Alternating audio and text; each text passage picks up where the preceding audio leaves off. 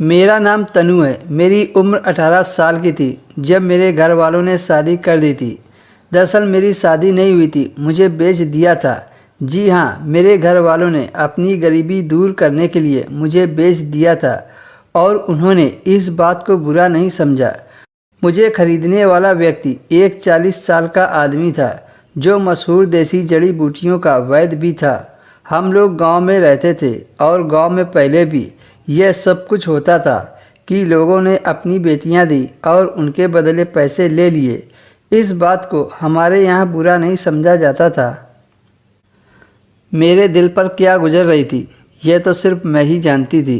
मेरी ज़िंदगी पूरी तरह बर्बाद हो चुकी थी। एक ऐसे इंसान से मुझे ब्याह दिया गया था, पता नहीं वह मुझे खुशी दे सकता था या नहीं।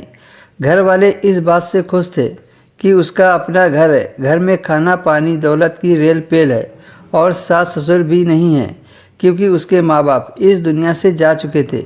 लेकिन मैं सारा दिन उस घर में काम करती रहती थी।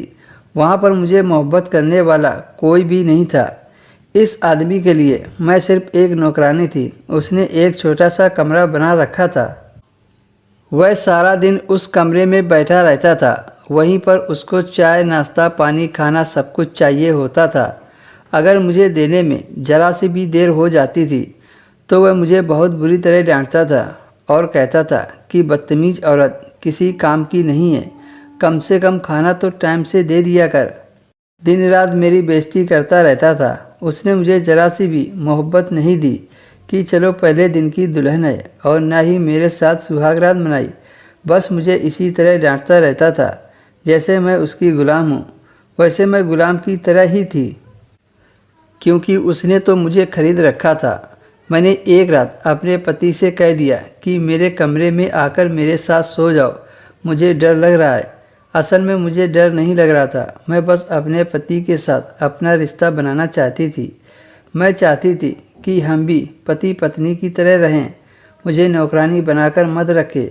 मेरी माँ ने भी मुझे समझाया था कि औलाद हो जाएगी तो फिर ससुराल में तुम्हारे कदम मजबूत हो जाएंगे। जब औलाद हो जाती है तो पति औरतों की इज्जत करना शुरू कर देते हैं।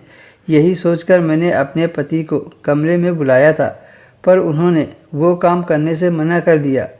मैं अंदर से टूट गई कि अब मैं क्या करूं। तभी मेरे पति ने कहा। दोस्तों, इसके आगे की स्टोरी आपको नेक्स्ट वीडियो में मिलेगी।